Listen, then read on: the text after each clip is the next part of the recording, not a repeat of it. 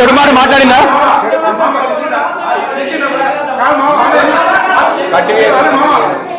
అరే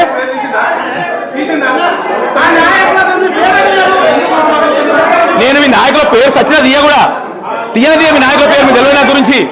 ఒక్క మీటింగ్లో చూపండి మీ నాయకుల పేరు తీసిన నాయకులు నేను పేరు నా ఉందాతనం గాలుగులు నేనే పేరు తీసానా?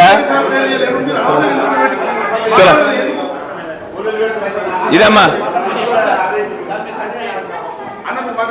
అమ్మలకు మా అమ్మలకు చెక్కులు ఇచ్చుకున్నారు పంపిస్తా.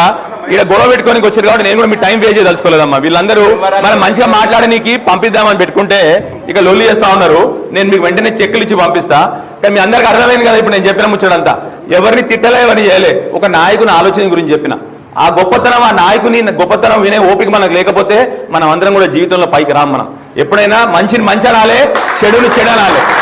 మంచిని మంచి అనాలే, చెడుని చెడనాలే. రాజకీయాల్లో మన అందరం బతకనికి రాలే. రాజకీయం ప్రజలకు సేవ చేయడానికి ఒక విధానం. చాలా మందికి రాజకీయాలంటే కమిషన్లు ఇచ్చుడు, పైసలు తీసుకున్నాడు. డాక్టర్ సంజయ్ అంటే నన్ను కొనాలంటే ఇప్పుడు చాలా మంది నాయకులు పార్టీ మారిండ్రమ్మా. మా ఎమ్మెల్యే పక్కన ఎమ్మెల్యే ఒక జైత్యాల ఎమ్మెల్యే పార్టీ మారిండు. అంటే చాలా మంది మారిండ్రు. నన్ను కూడా ఒక వచ్చి అడిగిండు, మరి నీకు కూడా మరి నువ్వు కూడా మారుతావా అంటే నేనేమన్నా తెలుసా, డాక్టర్ సంజయ్ని కొనాలంటే వాని బాబమ్మ అని తాతమ్మ కూడా రావాలి. అది నా ధైర్యం. ఎందుకంటే నిజాయితీగా బత్త కాబట్టి. చాలా మందికి నిజాయితీ లేదు కాబట్టి భయపడి అడుగుతారు. నేను నిజాయితీగా బత్తా.